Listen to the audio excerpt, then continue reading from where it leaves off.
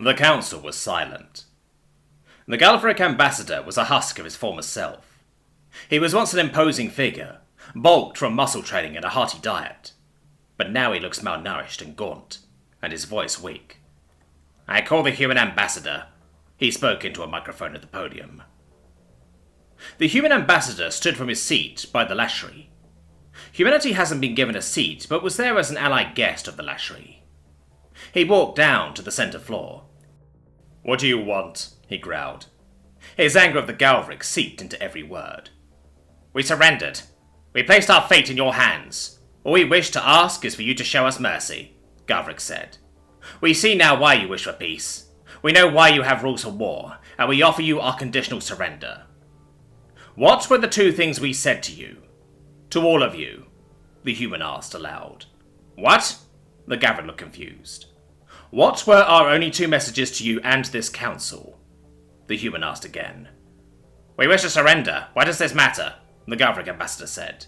"Because we warned you," the human roared back, pointing his finger. "We told you to sign. We told you not to attack or kill civilians. We said you will die if you cross this line," the human said before calming down.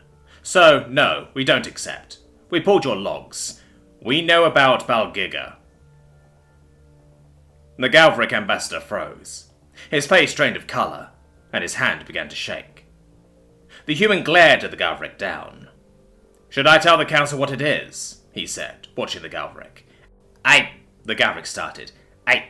I guess I will," the human said, and turned to face the council.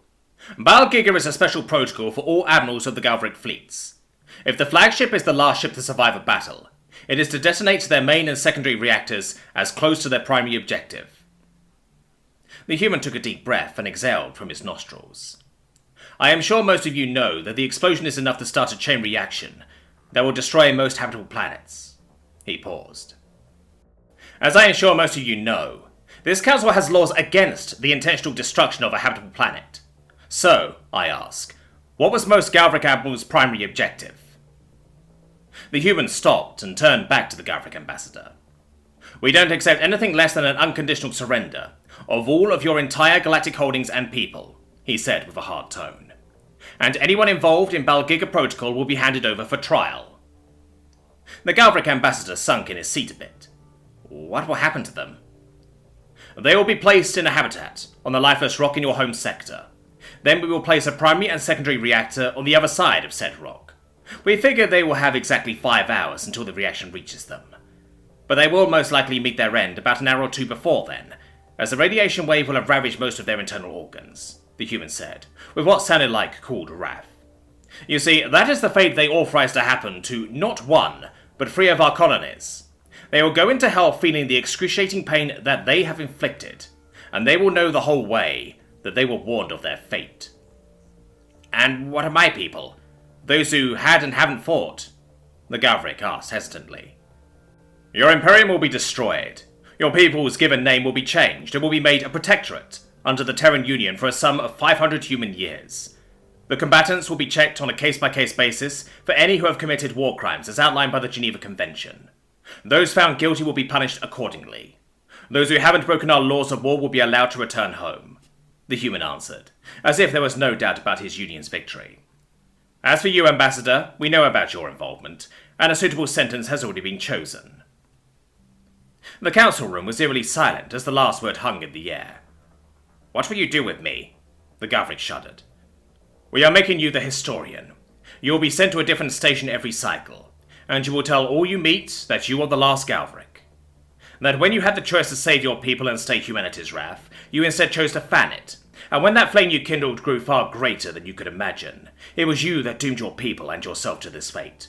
When you signed the Balgiga Protocol into active use, you will be the last Galavrck." The Galavrck rose slowly. The 5 human months of war had worn him down. "I, the Galavrck ambassador, find these terms unacceptable. We will never bend the knee to you." 5 months later, the Galavrck homeworld was virus-bombed by a Terran Union's first fleet. The ambassador and his cousin, the Galavrck Emperor, were found among the dead. Along with their 50 collaborators, they had all attempted to wait out the virus in a well-supplied bunker. They had underestimated the Terran virus lifetime. Their remaining hulls surrendered unconditionally. Human civilian lives lost to Galavrck forces, 1.3 million, across 6 colonies. Galavrck civilians saved from Galmar, 3 trillion, 2 billion, 7 million, 245,674. Galavrck in their language means proud warrior. After the war, they willingly accepted a new name. Kyoshien. In human terms, the innocent.